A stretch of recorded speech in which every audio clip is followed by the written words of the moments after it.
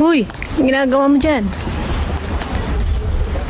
Ah, may grapes. Kaya pala umakyat.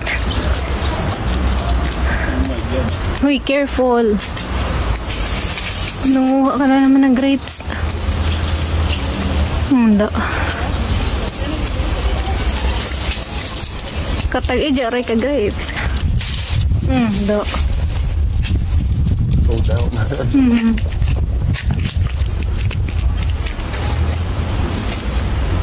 I don't know if it's good. Just one taste.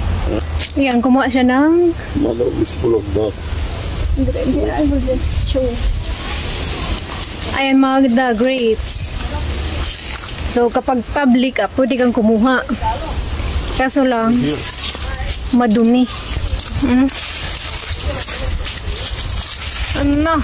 Isang kalahating kilo na yan.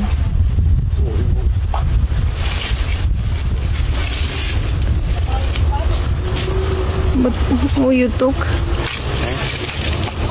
Oh my God, nag-harvest rin ka. Wala pa.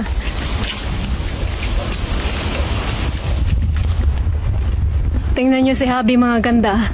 May bit-bit siyang 1 kilo of grapes. Free. Oh my God. Namitas siya ng grapes. Kasi ano lang naman, walang may-ari. They look good, just to wash.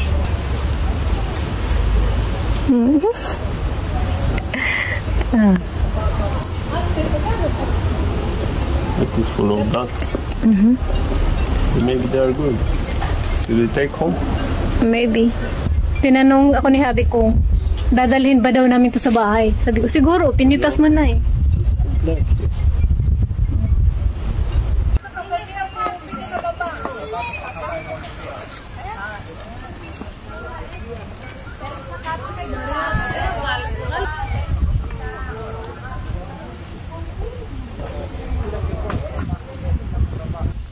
Wow.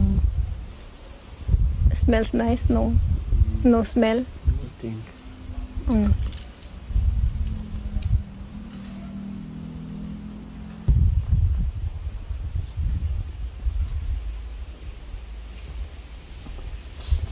Walang amoy, pero maganda oh. So kapag huminto kami ni Habi, ay lahat ng lugar sinusuong namin mga ganda. Sinusulit namin yung biyahe namin kasi sobrang layo pa naman, Romania hanggang Greece. Namulaklak na. Kaya sinusulit namin yung bakasyon namin. Kaya kung ano-ano lang nakikita natin mga ganda ng mga lugar.